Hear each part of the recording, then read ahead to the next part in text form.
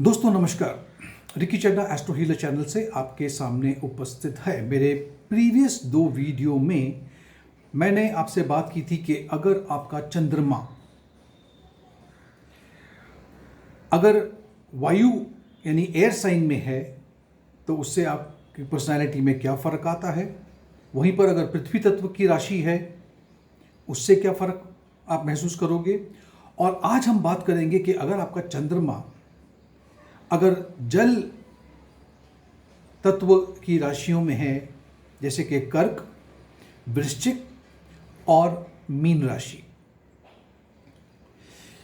इसे हम वॉटरी साइन कहते हैं या जल की जो राशियां हैं उसे कहते हैं।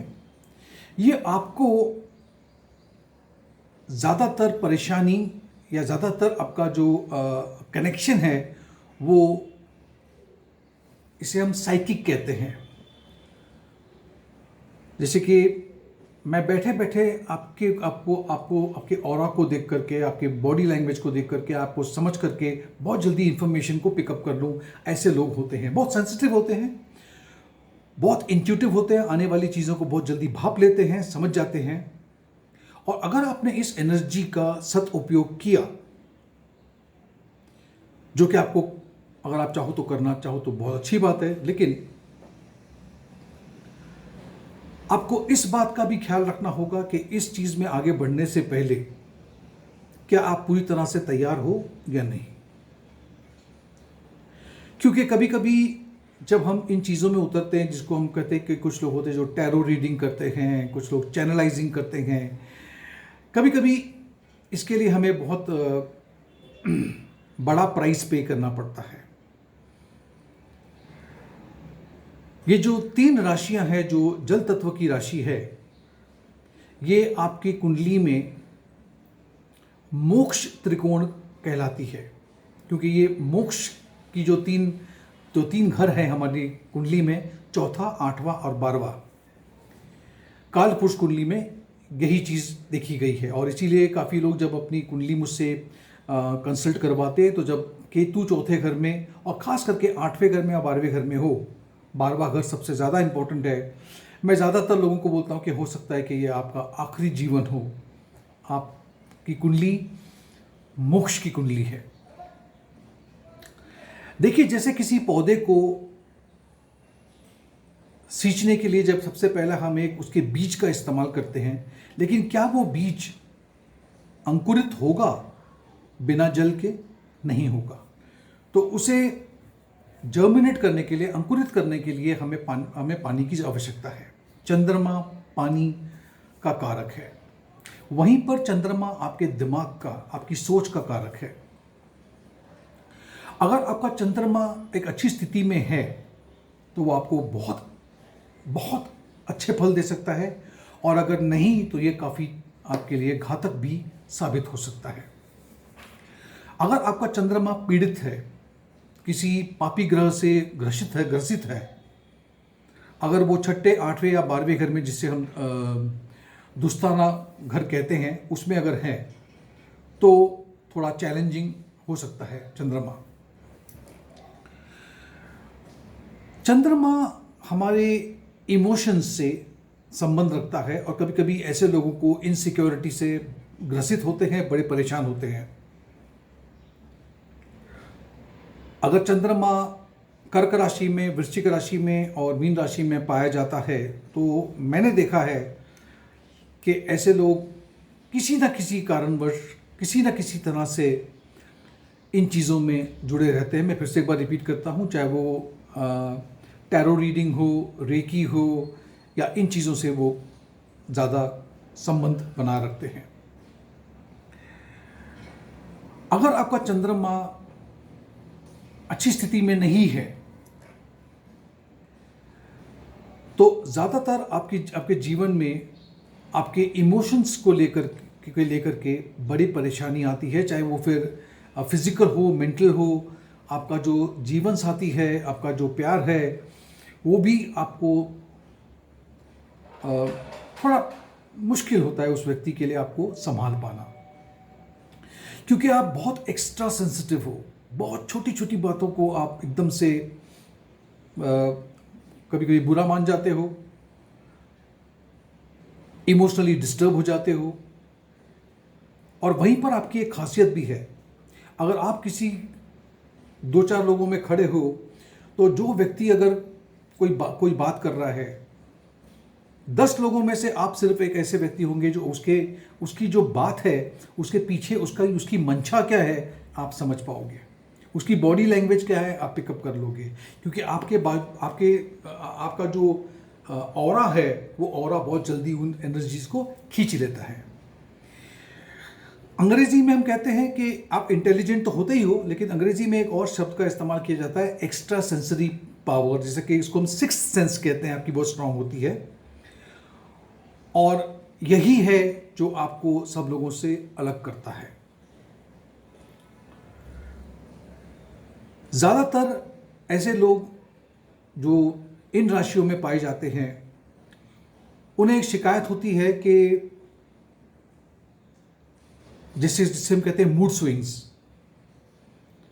और ये मेरा अपना अनुभव है, मेरा अपना रिसर्च है, मैं बात करना चाहूँगा कि अगर आपका चंद्रमा राहु के साथ अगर बैठा हुआ है आपकी कुंडली में, दो चार बातें आपको मैं बताना चाहूँगा।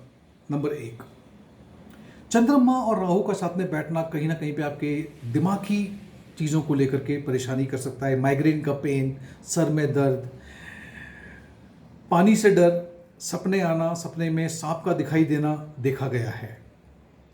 किसी ना किसी का भय आपको होगा, लिफ्ट में बंद हो जाने का भय होगा, हाइट से डर होगा, किसी ना किसी भय के साथ में ही आप जीवन जियोगे। आपकी बॉडी का जो ऑरा है वो इतनी जल्दी चीज़ों को अपनी तरफ आकर्षित करता है और कभी धोखा भी नहीं देता है। आप बहुत जल्दी चीज़ों को भाप लेते हो। आपको अगर काम करना है तो सिर्फ अपने मूड्स पे काम करना है, वो बहुत ज़रूरी है। अब चंद्रमा और मैंने जो 3 राशियां बताई है, कर्क राशि, वृश्चिक राशि और मीन, सब पे उसका प्रभाव थोड़ा अलग होगा, क्योंकि अगर वो कर्क राशि में है तो वो अपनी खुद की राशि में स्वग्रह होकर बैठा हुआ है तो उसकी पोजीशन बहुत अच्छी है। लेकिन वही अगर मंगल प्रधान राशि यानी कि वृश्चिक राशि में है, जहाँ पे वो नीच के कहलाते हैं, डेबिलेटेड कहलाते हैं, वहाँ पे उसका प्रभाव अलग होगा। वहीं पर अगर मीन राशि में है तो आपको पता होगा कि मीन राशि को हम लोग कहते हैं ड्यूल साइन, यानी कि वो 2 अलग अलग दिशाओं में आपको दौड़ाएगा, कभी इस तरफ कभी इस तरफ, तो आप थोड़े से उलझन में रहोगे। मैंने ये भी देखा है कि ज़्यादातर आपको नींद की शिकायत होती है, और नींद की शिकायत इसलिए होती है क्योंकि आप अपने जीवन के जितने कर्मा हैं वो सपनों में ही उसे आप पूरा करते हो, और सपनों में ही जाकर के ऐसे ऐसे सपने आपको आते हैं जिसके वजह से आपका माइंड डिस्टर्ब रहता है और आपको नींद नहीं आती है। ज़्यादातर लोग अगर आपको देखते हैं तो दूर से तो ये बोलेंगे कि बहुत हट्टा कट्टा, अच्छा सेहतमंद इंसान है, लेकिन ये सच्चाई नहीं है। कहीं ना कहीं अंदर आप एक ना एक हेल्थ इशू को लेकर के ही जीते हो।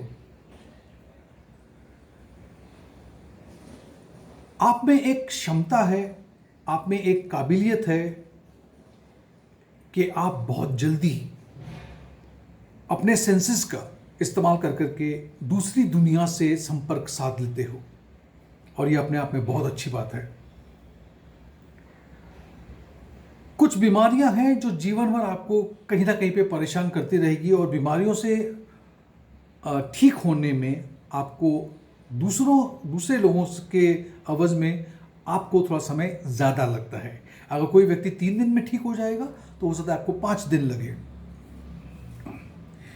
ये भी देखा गया है कि अगर आपको चंद्रमा की महादशा चल रही है तो चंद्रमा की महादशा के वक्त आपको सेहत को लेकर के परेशानियां आती है, और ख़ास करके अगर चंद्रमा इन राशियों में, जो 3 राशि की बात करता हूँ, वो अगर उन राशियों में होते हुए अगर 6ठे, 8वें या 12वें घर में हो तो ये परेशानी आ सकती है।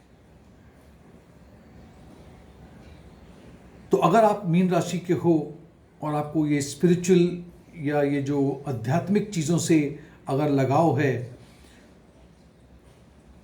तो सब राशियों से ज़्यादा आप में वो क्षमता है कि उस चीज़ को बहुत जल्दी अपनी कहते हैं ना, आप उस पर अपनी मास्टरी जल्दी कर सकते हो। आप में वो एक अद्भुत कला है। आपको अगर ये मेरा वीडियो पसंद आया तो प्लीज़ एक कमेंट ज़रूर लिखिएगा। चाहे वो कमेंट अच्छा बुरा दोनों हो, मैं दोनों के लिए तैयार रहता हूँ। कुछ सलाह देना चाहते हैं दीजिए, मैं हमेशा तैयार हूँ उसके लिए। आपको लगता है कि जो वीडियोस मैं बना रहा हूँ उससे आपको कुछ फ़ायदा, थोड़ा सा भी फ़ायदा अगर हो रहा है तो आप मेरे चैनल को प्लीज़ सब्सक्राइब कीजिएगा, नोटिफिकेशन बेल पे आइकन पे क्लिक कीजिएगा, और आपके जो मित्र हैं, आपके जो रिश्तेदार हैं, उनसे भी मेरे वीडियो को साझा कीजिएगा, ताकि ये परिवार जो अभी बहुत छोटा है वो थोड़ा सा और बढ़ सके। बहुत बहुत धन्यवाद। Thank you.